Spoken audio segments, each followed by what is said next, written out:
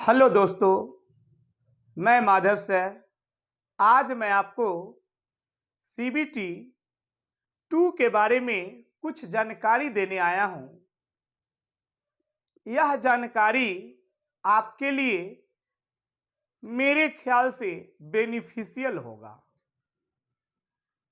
देखिए, मेरा पर्सनल अपना मानना है कि जो बच्चे सीबीटी 2 का तैयारी करेंगे वो एक नॉर्मल स्टूडेंट नहीं होंगे, ताकि सीबीटी 1 जो बच्चे क्रैक करेंगे किए होंगे वही बच्चे तो सीबीटी 2 का तैयारी करेंगे।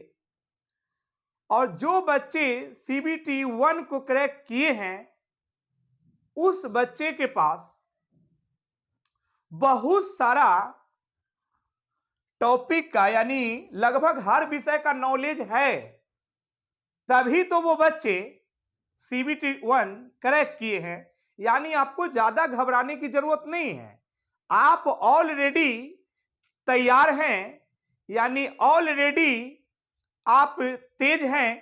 थोड़ा सा हमको मतलब तेज धार बना देना है, थोड़ा सा उस पर पॉलिश चढ़ा देना है, थोड़ा सा तेज कर देना है, ताकि आप ऑलरेडी तेज हैं। थोड़ा सा आप पे मेहनत कर देंगे कि आप में मतलब वो क्षमता आ जाए कि आप एग्जाम को करेक्ट कर दे। ऑलरेडी आप लोग बुद्धिमान हैं, तभी तो ऑलरेडी आप लोग अच्छे विद्यार्थी हैं, तभी तो सीबीटी 1 करेक्ट किए हैं। तो चलिए, सीबीटी 2 के लिए बहुत सारे टीचर जो है आपको बहुत तरह की राय दे रहे हैं। मैं ये नहीं कह रहा हूं कि बाकी सर लोग जो करे वो गलत है, लेकिन मुझे भी अपना जो राय समझ में आ रहा है वो मैं आपको दे रहा हूं, ताकि मैं कोई नए टीचर नहीं हूं। हो सकता है मेरा एज देखने से या मेरा लुक देखने से आपको लग रहा होगा कि ये तो एक नए उम्र का आदमी है, ये मुझे क्या बताएंगे। नहीं, ये बिल्कुल आप भ्रम में मत रहिएगा कि मैं एक नए खिलाड़ी हूं, इस फील्ड का माहिर और पुराना खिलाड़ी हूं। इस बात को आप याद रखेंगे, ताकि मैं जनरल कंपटीशन के बच्चे को 15 वर्षों से पढ़ाने का काम कर रहा हूं, और इस 15 वर्षों के दौरान में अनेकों ऐसे विद्यार्थी हैं, सैकड़ों विद्यार्थी हैं जो हमारे यहां से पढ़कर अच्छे अच्छे पद पर गए हैं। इसीलिए मुझे भी कुछ अनुभव है, उसी अनुभव का आप लोग फायदा उठाइए, ध्यान दीजिएगा, देखिएगा। सबसे पहले तो, हालांकि ये सब बात आप जान रहे होंगे, लेकिन फिर भी मैं एक बार री कर देता हूं, ध्यान दीजिएगा। इस एग्जाम में सीबीटी 2 का जो एग्जाम होगा, इसमें टोटल 120 क्वेश्चन पूछे जाएंगे। टोटल क्वेश्चन की संख्या 120 होंगे, और इसके लिए टाइमिंग 90 मिनट का होगा, यानी 1.5 घंटे। ध्यान दीजिएगा, इसमें मैथमेटिक्स का 35 क्वेश्चन पूछा जाएगा, और रीजनिंग भी 35 क्वेश्चन ही पूछेंगे, यानी मैथ 35 और रीजनिंग भी 35। और GK and GS, general awareness कहेंगे या करंट अफेयर्स, सब मिलाकर, यानी टोटल जीके जीएस का जो सेक्टर है उससे टोटल 50 क्वेश्चन पूछे जाएंगे, यानी 50 क्वेश्चन, और इधर हो जाएगा 70 क्वेश्चन। टोटल 120 क्वेश्चन पूछे जाएंगे। इसके लिए टाइमिंग बताया कि 90 मिनट है। ध्यान दीजिएगा, प्रत्येक क्वेश्चन, एक क्वेश्चन जैसे 1 नंबर का होंगे। जैसे मैथ में 35 क्वेश्चन है तो 35 नंबर है। ध्यान दीजिएगा, मैं रीजनिंग में 35 क्वेश्चन के लिए 35 नंबर है, यानी एक क्वेश्चन 1 नंबर का है, और इसका कट ऑफ 1/3 है। 1/3 इसका कट ऑफ है। तो ये सब बात तो हम उम्मीद करते हैं कि आप ऑलरेडी पहले से ही जान रहे होंगे। मेन आपको जीत की तैयारी कैसे करना है, यानी सीबीटी 2 जो है आपको कैसे क्रैक करना है, बिल्कुल घबराने की बात नहीं है। ऑलरेडी आप लोग ब्रिलियंट स्टूडेंट हैं, ब्रिलियंट हैं, तभी तो आप सीबीटी 1 क्रैक किए हैं। तो मैं आपको ब्रिलियंट ना कैसे मानूं? आप ऑलरेडी बुद्धिमान, मेहनती है ना, और बुलंद हौसले वाले हैं, इसीलिए आपसे एग्जाम निश्चित क्रैक होगा। आप जरा भी मायूस ना हो। थोड़ा सा जो आपको गाइडलाइन की जरूरत है, मैं वही गाइड कर रहा हूं इस वीडियो के माध्यम से।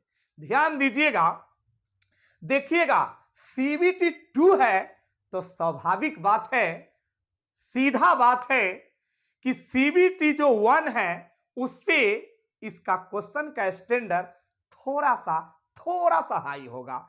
यानी सीबीटी 1 का जो क्वेश्चन का स्टैंडर्ड है उससे इसका क्वेश्चन का स्टैंडर्ड थोड़ा सा टफ होगा। टफ मत बोलिए, टफ शब्द अच्छा नहीं लगता है, थोड़ा सा स्टैंडर्ड होगा। ध्यान दीजिएगा, और ध्यान दीजिएगा, मैं इस वीडियो में सिर्फ मैथ और रीजनिंग के बारे में ही बताऊंगा, ताकि मुझे मैथ और रीजनिंग का ही अनुभव है, ताकि जिस विषय का मुझे अनुभव नहीं है उसके बारे में मैं बोलना उचित नहीं समझ रहा हूं, ताकि जिस विषय का मैं स्पेशलिस्ट हूं उसी विषय का मैं जानकारी दूंगा। फालतू के बात में बोलना उचित नहीं समझता हूं। ध्यान दीजिएगा, तो हमारा अपना मानना है, इतना बरस, ये 15 बरस से पढ़ाने के दौरान में मैंने एक चीज को नोटिस किया है कि मैथ में कुछ मास्टर टॉपिक है, हर विषय में कुछ मास्टर टॉपिक है, ना कि मैथ में ही। जैसे मैथ में कुछ मास्टर टॉपिक है, उसी टॉपिक से एग्जाम में क्वेश्चन ज्यादा उठाता है। बात समझ रहे हैं ना? उसी तरीके से रीजनिंग में भी कुछ मास्टर चैप्टर है, मास्टर टॉपिक है, उसी से क्वेश्चन ज्यादा पूछा जाता है। तो आप अपने जीके जीएस वाले सर से पता करेंगे कि सर जीके जीएस में मास्टर टॉपिक कौन कौन है।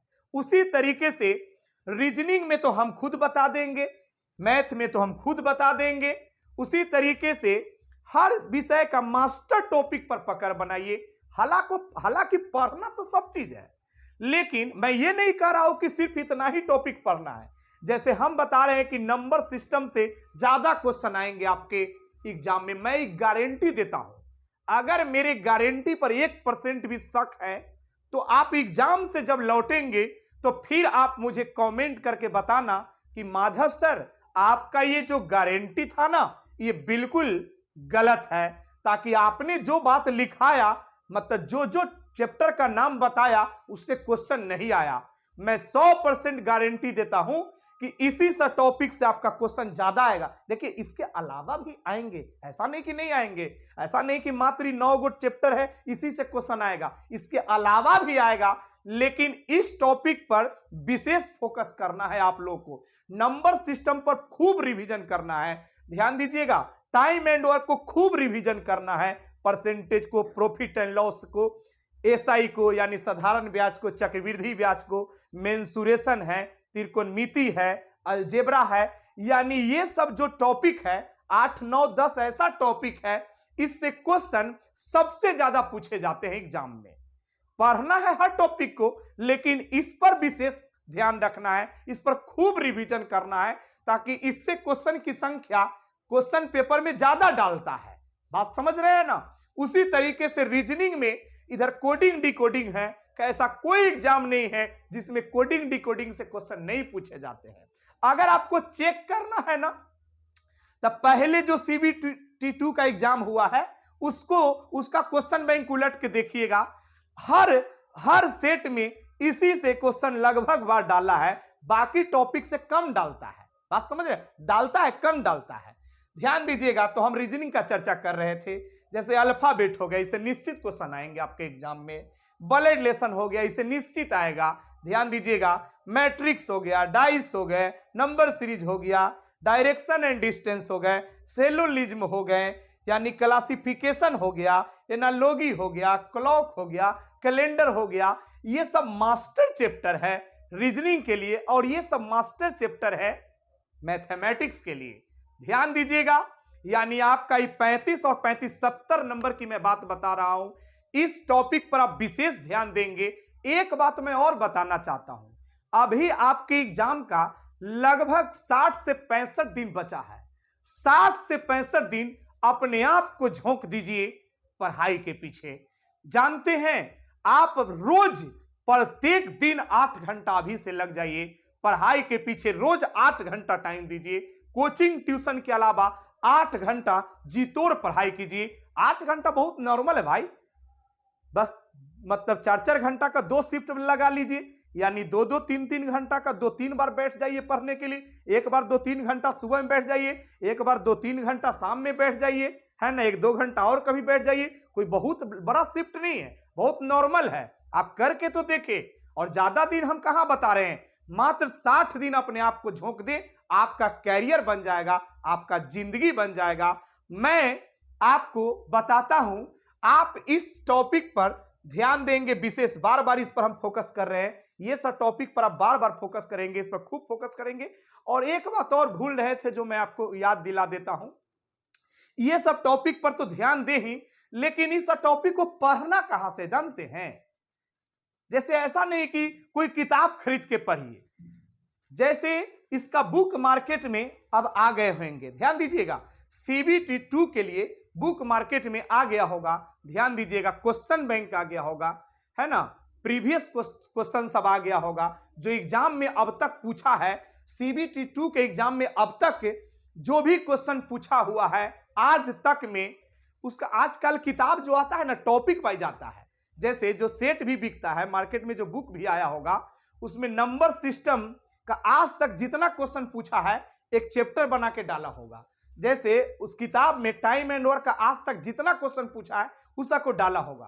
तो किताब जो राइटर लोग लिखते हैं ना, वो बड़ी दिमाग लगाकर लिखते हैं, है ना, वो उसी पैटर्न पर, एग्जाम का पैटर्न को देखकर किताब को लिखते हैं। तो आप प्रीवियस क्वेश्चन को बनाइए, जो किताब मार्केट में CBT 2 के लिए आया है, और प्रत्येक दिन कोशिश करें कि एक चैप्टर को खत्म करें, ताकि आपके पास टाइम थोड़ा कम है, ताकि एक चैप्टर रोज खत्म करेंगे तो लगभग आप 2-3 बार 4 बार रिवीजन कर लेंगे प्रत्येक चैप्टर को, और घबराने की कोई जरूरत नहीं है। अरे वही पैटर्न है, थोड़ा सा उससे थोड़ा सा टफ है, जरा सा टफ है, और आपका एग्जाम निश्चित क्रैक होगा। तो चलिए, आज की सेवा इतना ही रहने दीजिए।